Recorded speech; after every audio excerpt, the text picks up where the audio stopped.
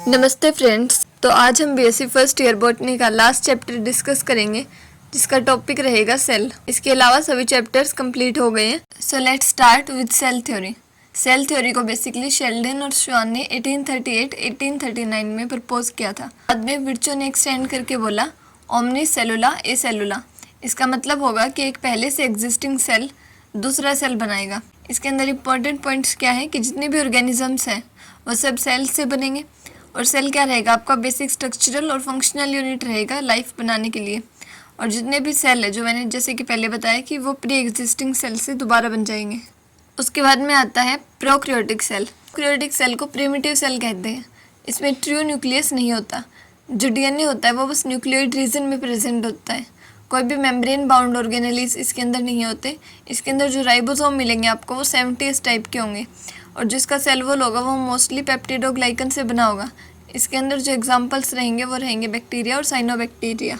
फिर आता है यूक्रियोटिक सेल, जो कि एडवांस्ड होते हैं। इनमें ट्रू न्यूक्लियस होता है जो न्यूक्लियर मेम्ब्रेन से कवर होता है। मेम्ब्रेन बाउंड ऑर्गेनेलीज जैसे माइटोकॉन्ड्रिया, एंडोप्लाज्मिक रेटिकुलम, क्लोरोप्लास्ट, ये सब इसके अंदर प्रेजेंट होते हैं।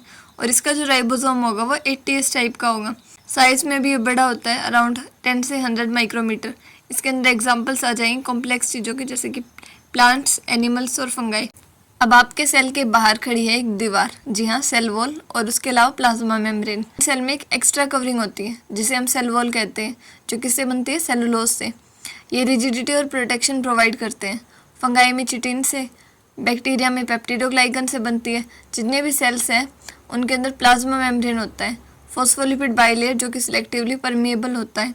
ये बेसिकली डिसाइड करते हैं कि सेल के अंदर क्या जाएगा और सेल से बाहर क्या निकलेगा। अब सेल के थोड़े से अंदर जाएंगे तो हमें मिलेगा न्यूक्लियस, जिसे हम सेल का ब्रेन कहते हैं। ये डबल मेम्ब्रेन से कवर्ड होता है, जिसे न्यूक्लियर एनवेलप बोलते हैं। और इसके अंदर आपको क्रोमेटिन मटेरियल मिलेगा, जिसके अंदर बेसिकली डीएनए और प्रोटीन प्रेजेंट होगा। न्यूक्लियस होता है जो राइबोसोम्स बनाता है।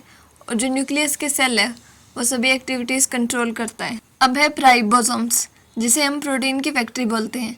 ये छोटे छोटे पार्टिकल्स होते हैं जो आरएनए और प्रोटीन से मिलकर बनते हैं। आरईआर यानी रफ एंडोप्लाज्मिक रेटिकुलम राइबोसोम्स के साथ होता है और प्रोटीन्स बनाता है। उसके अलावा एसईआर यानी स्मूथ एंडोप्लाज्मिक रेटिकुलम राइबोसोम से बिल्कुल फ्री होता है और लिपिड्स, स्टीरॉइड्स बनाता है और टॉक्सिन्स डिटॉक्स करता है। आप याद रख सकते हैं कि आरईआर प्रोटीन बनाएगा और एसईआर लिपिड्स बनाएगा।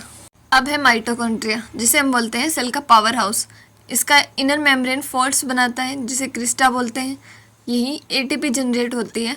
और याद रखो कि माइटोकॉन्ड्रिया के अपने डीएनए और राइबोसोम्स होते हैं, इसलिए इसे सेमी ऑटोनोमस ऑर्गेनेली कहते हैं। प्लांट सेल के स्पेशल ऑर्गेनेली है क्लोरोप्लास्ट। ये डबल मेम्ब्रेन होता है और अंदर ग्रेना यानी कि स्टैक ऑफ थाइलाकोइड्स होते हैं। इसमें क्लोरोफिल पिगमेंट होता है जो फोटोसिंथेसिस परफॉर्म करता है, यानी कि लाइट एनर्जी को ग्लूकोज और ऑक्सीजन में कन्वर्ट कर देता है। क्लोरोप्लास्ट के भी अपने डीएनए और राइबोसोम्स प्रेजेंट होते हैं। साइकिल 2 पार्ट्स में होता है, इंटरफेज और एम फेज। इंटरफेज में G1 यानी ग्रोथ फेज, S यानी डीएनए सिंथेसिस की फेज और G2 यानी कि प्रिपरेशन फेज होती है। एम फेज में होती है डिवीजन, या तो ये डिवीजन माइटोसिस से होगी या म्योसिस से। माइटोसिस एक इक्वेशनल डिवीजन है। एक पेरेंट सेल से 2 डॉटर सेल बनते हैं और दोनों सेल्स जेनेटिकली आइडेंटिकल होते हैं। क्रोमोसोम्स नंबर तक सेम होते हैं। इसके फेजेस याद रख सकते हैं आप, प्रोफेज, मेटाफेज, एनाफेज, टीलोफेज और साइटोकाइनेसिस। इसके फंक्शन रहेंगे ग्रोथ और टिश्यू रिपेयरमेंट के लिए। इसके अलावा म्योसिस एक रिडक्शनल डिवीजन है। एक डिप्लॉइड सेल से 4 हैप्लॉइड सेल बनते हैं। इसमें 2 सक्सेसिव डिवीजन शो करते हैं। प्रोफेज 1 में क्रॉसिंग ओवर हो जाती है, जिससे जेनेटिक वेरिएशंस आते हैं। इनके फंक्शंस रहेंगे गैमेट फॉर्मेशन और सेक्सुअल रिप्रोडक्शन। अब हमने देखा कि माइटोसिस के अंदर डिवीज़न 1 थी, उसे 2 डिप्लॉइड बने, आइडेंटिकल थे और बॉडी सेल्स। जबकि म्योसिस के अंदर 2 डिवीजन्स थी, 4 हैप्लॉइड बने, जेनेटिकली डिफरेंट थे सभी और गैमेट्स फॉर्मेशन हो रही थी यहाँ पर। तो that's all from my side and I want to say thanks for the beautiful comment. I will be starting a series on BSc first year zoology topics. Stay tuned for more updates and feel free to suggest specific topics you would like me to cover.